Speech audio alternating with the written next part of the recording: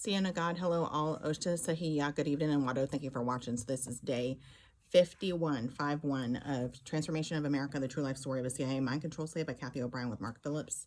We are on chapter 23, World Vision, W-H-I-R-L-E-D, Vision of Kathy's Story.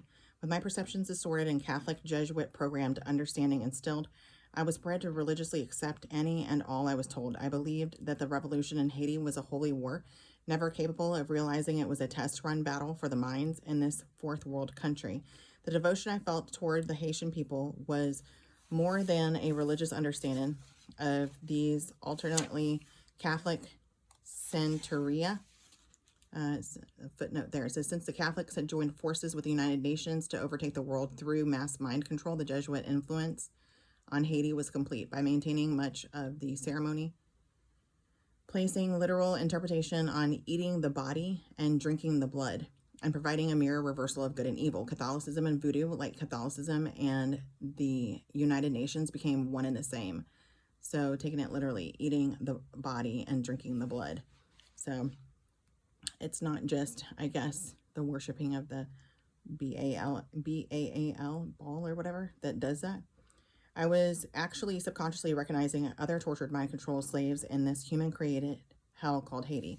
Consciously, I now know it was due in part to the visible stun gun / prod marks, plastic ever-present smiles that never quite reached their dead-appearing eyes. The children clung to their wide-eyed mothers as they performed their tasks in robotic servitude. I had recognized these characteristics in other slaves throughout the years, but never had I seen a whole country in trance.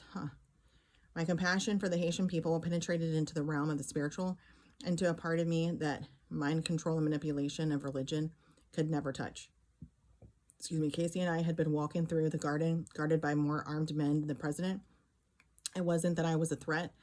I couldn't even, and this is underlined, think. The word think is underlined, to save myself. It was that Casey and his world vision were a threat to humanity, that so many guards were needed. The men appeared to be U.S. Secret Service officers according to their attire, weapons, and earphone headsets. One guard conspicuously placed his hand to his headset, listening as though it were remote control.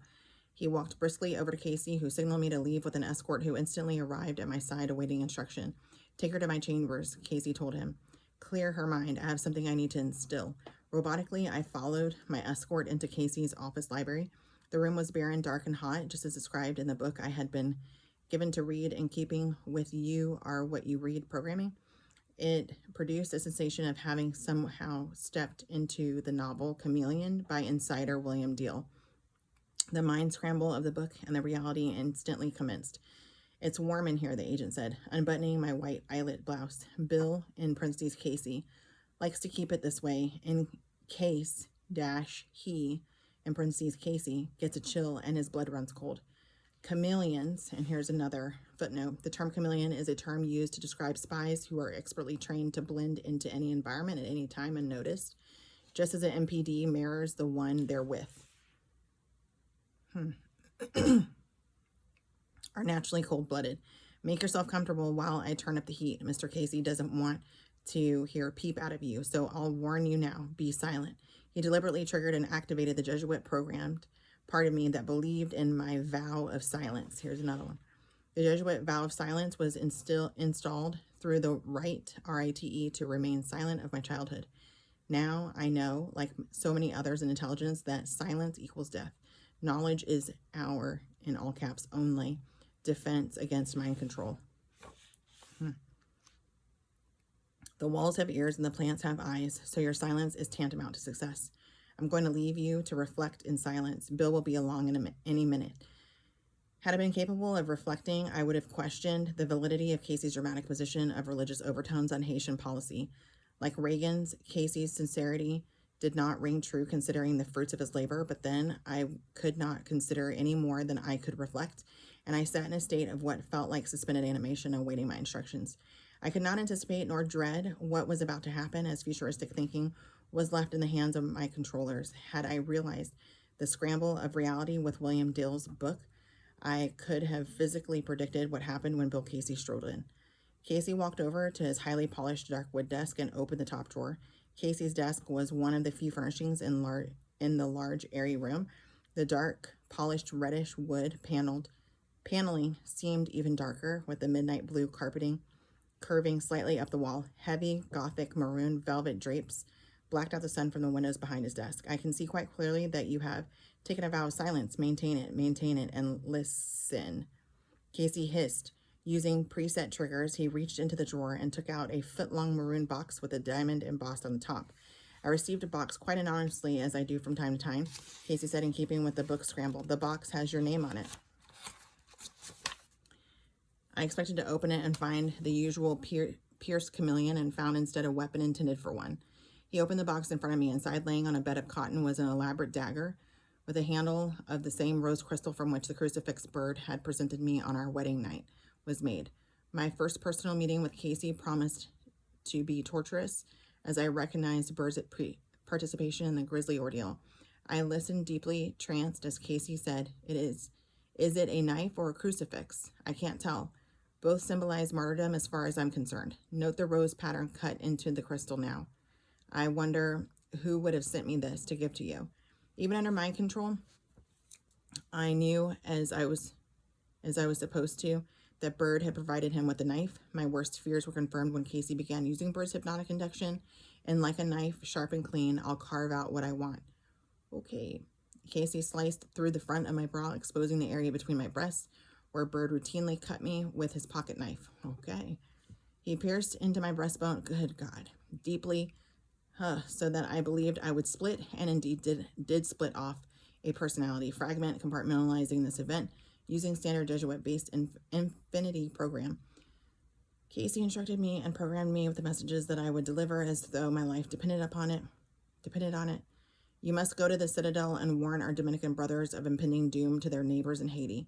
For the Dominican side of the Haitian island, you will be flown to Port-au-Prince, where you will meet with Baby Doc.